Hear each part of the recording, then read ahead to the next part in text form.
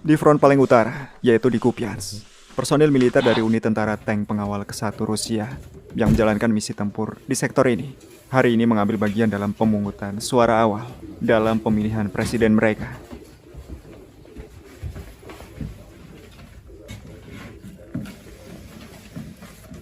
Ya, mereka mendapatkan semacam keistimewaan untuk melaksanakannya lebih awal. Di Rusia sendiri pemilihan presiden akan diadakan pada 15 hingga 17 Maret nanti, seperti yang dilaporkan Komisi Pemilihan Umum Pusat, CEC, di mana pada tanggal 8 Februari, mereka telah menyetujui daftar akhir calon presiden pada tahun 2024 yang meloloskan 4 nama.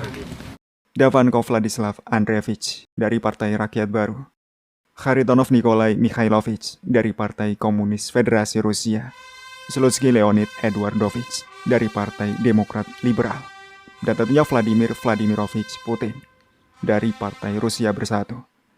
Di garis depan, di sektor ini, pasukan infanteri Rusia masih terus berjuang untuk mencapai pinggiran utara desa Sinkovka. Dalam hal ini mereka juga dibantu artileri dan penerbangan, sehingga mereka berhasil mencapai target menariknya kali ini, yaitu menghancurkan hanggar beserta peralatan penting milik Ukraina di desa Prikolotnoy. Pertempuran untuk Sinkovka yang berlangsung pada tanggal 6 Maret hingga saat ini berakhir dengan penguasaan area yang cukup penting bagi pasukan Rusia. Mereka berhasil menduduki 5 hingga 7 rumah di desa tersebut. Majunya pasukan Rusia ke arah Kupiansk, ditambah adanya kabar pengerahan personil dengan jumlah fantastis di wilayah ini oleh Badan Intelijen Kerajaan Inggris, membuat pihak Ukraina di Kharkiv mulai mengkhawatirkan penduduknya. Mereka kali ini telah mengumumkan evakuasi paksa untuk Kupiansk. Rinciannya adalah semua penduduk harus meninggalkan 55 pemukiman di wilayah ini. Orang tua, wanita, anak-anak. Mereka semua akan dievakuasi. Kecuali pemuda berusia di atas 18 tahun. Mereka akan diberikan semacam batu, kayu, atau mungkin senjata jika mereka masih tersisa untuk ikut mempertahankan tanahnya dari para penjajah Rusia. Mereka mengatakannya seperti itu. Di barat Bakhmut, pasukan Rusia masih dengan misi awal mereka, yaitu mencari jalan ke arah Chasiv-Yar. Mereka kali ini bergerak dari 2 arah, yaitu dari Bogdanovka dan Ivanovka. Pekerjaan pasukan penyerang Rusia di sektor ini terus berlanjut. Mereka terus berusaha menghancurkan titik tembak musuh dan berusaha mengusirnya dari bangunan-bangunan yang tersisa.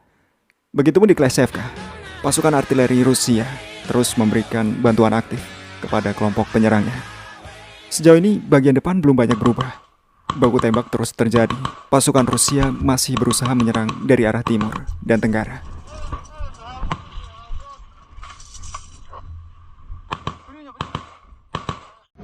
Di barat Avdiivka, Military Chronicle hari ini melaporkan bahwa Komando Ukraina mengirimkan 5 hingga 7 brigade baru ke front ini.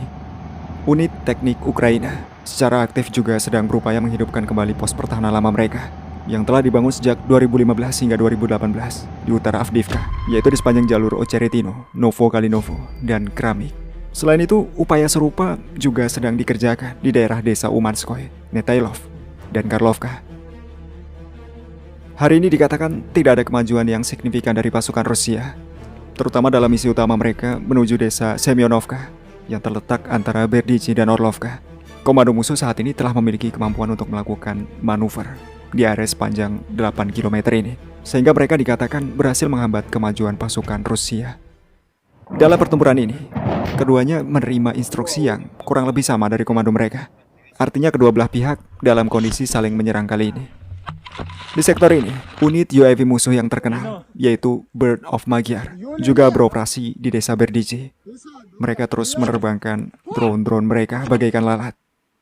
Ini juga dirasakan pejuang dari unit Akhmat yang hari ini berhasil menunjukkan keberhasilan mereka menghancurkan sebuah drone yang hampir menghantam posisinya.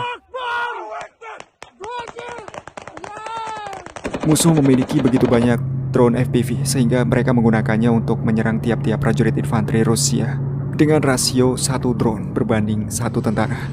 Itu adalah jumlah yang dikatakan fantastis hanya untuk mempertahankan sebuah desa.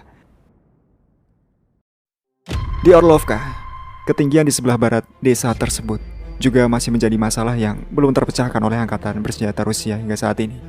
Sedangkan di Toronkoy, laporan terbaru mengatakan bahwa Ukraina telah mengakui bahwa pasukan Rusia hampir menguasai desa tersebut sepenuhnya. Di Novomikhailovka, Mereka terus bergerak maju dari selatan dan barat. Kemungkinan besar penguasa desa tersebut akan diumumkan dalam waktu dekat. Di Zaporozhye, pasukan Rusia dilaporkan berhasil maju 1 kilometer dari Verbov menuju Robotino. Perebutan desa hancur itu masih terus terjadi hingga saat ini. Ukraina, sedikit demi sedikit, terus kehilangan setiap inci tanah yang didapat selama serangan balasannya tahun lalu.